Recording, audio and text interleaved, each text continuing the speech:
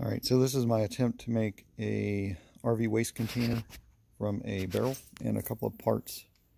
I'm going to zoom in here and try to get the part numbers for you. So the reason why I decided to do this is because it's way cheaper than trying to get one of those RV waste totes, and then invariably the wheels fall off or they spring a leak, and then you're dragging some raw sewage or whatever behind you as you're going to the dump station.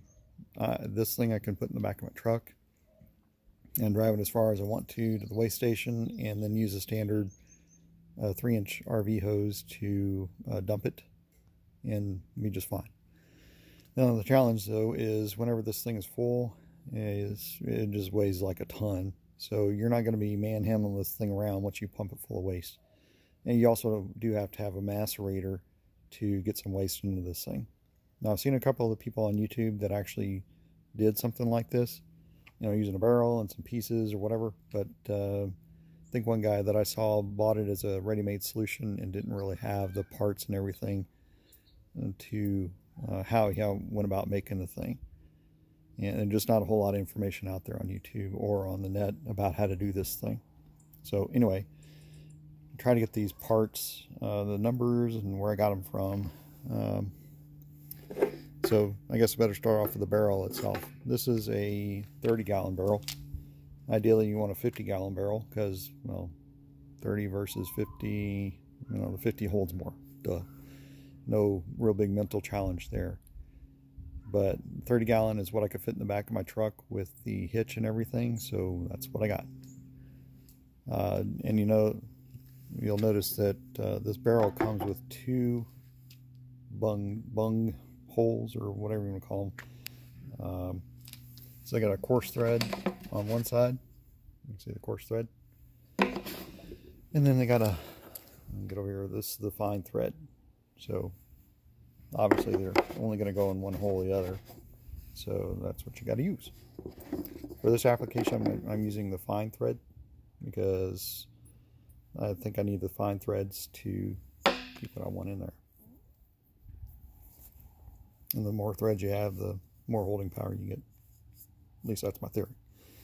So anyway, this particular application will work in both a 30-gallon, a 50-gallon, and I think the 15-gallon as well. Anything that really has a 2-inch threaded, fine thread adapter, and that's this is MPT, as in male pipe thread. It's industry standard. MPT and FPT and NPT, as in November Papa Tango, are the same thing. MPT stands for male, since this is a male. If it was a female, it'd have threads on the inside, which is FPT for female pipe thread.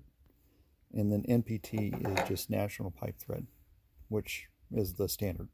But they all essentially mean the same thing, at least to my understanding. Just one of them is male, the other is female, and the other one is the standard that they all go by. So anyway, this particular part I had to order offline. Let's see if I can get the part number here. Wrong orientation. So this is a 2-inch ABS male adapter. So this is the part number 80420. You can get that right there.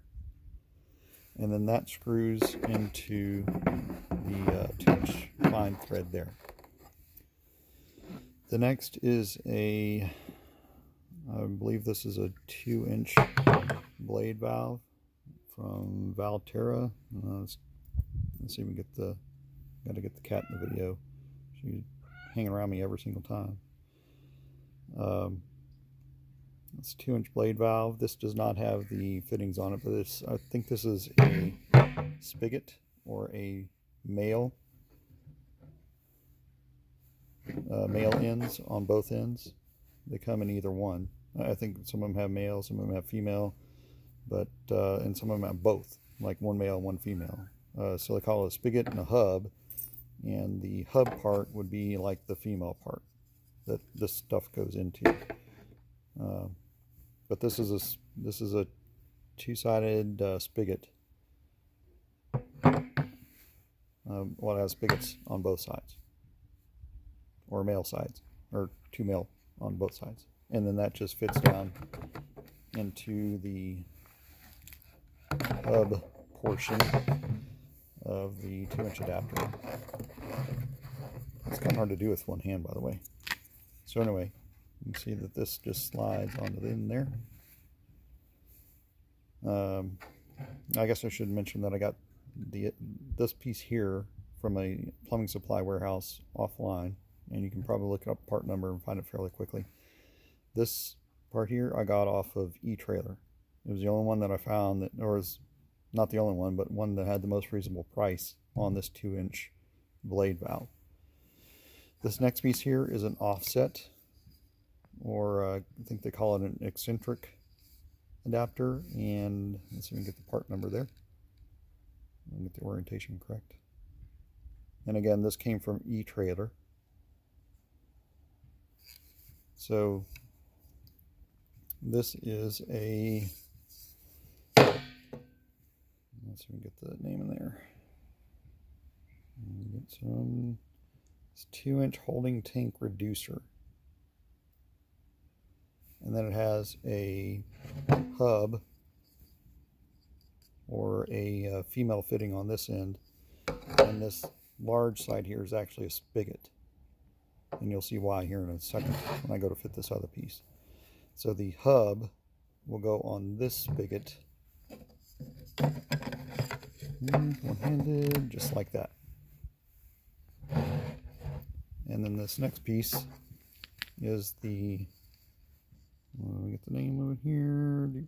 It's not on that side. That side is on. That's Volterra as well, but let's see. I'll just put the part number in here. T1029 TAC 2. So this is the lug adapter that you would fit your standard RV hose on. So the sewer hose would actually fit onto those lugs and lock on just like it would on your RV. This is coming straight out of your RV. So that allows you to use it with a standard, I believe, 3-inch hose. And then, so the lugs come in a standard size. You're not going to get any size other than this right here for your standard RV lugs. Unless you just use like some weirdo 2-inch like I've seen on some of the fancier, smaller motorhomes. But this is a hub to fit onto the spigot on the eccentric or offset adapter. And one-handed, so if it's on there just like that. Obviously, the less crooked would help, but you know, I'm just a little show and tell here. So obviously you'd have to use some ABS cement, and there is a specific type of cement that you use for ABS. And I have some of that in the house. Obviously not going to put it together right now. But this entire assembly, the way you'd assemble it is just take this, use some nylon or the nylon tape, wrap it around here a lot, because you don't want anything coming around those, you know, especially waste coming around those threads, or some other type of pipe dope sealant or whatever, something that's going to keep it in there. Then screw that in there. Then glue this in. Then glue that on. Then glue this on, and then you should be set. And obviously, orientation-wise, you would set your barrel down.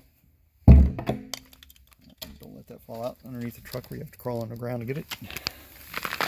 And then you would just set your valve in there and tote it to the dump station, and then get to the dump station, pull your hose out, attach everything, then release the valve and empty the contents. And then I'm not sure what this thing would weigh when it's full, but you know, water weighing a little bit over 8 pounds whenever it's wet, whenever this thing is full. This thing, even 30 gallons, is going to weigh a lot. You know, what's 30 times 8.63? A lot.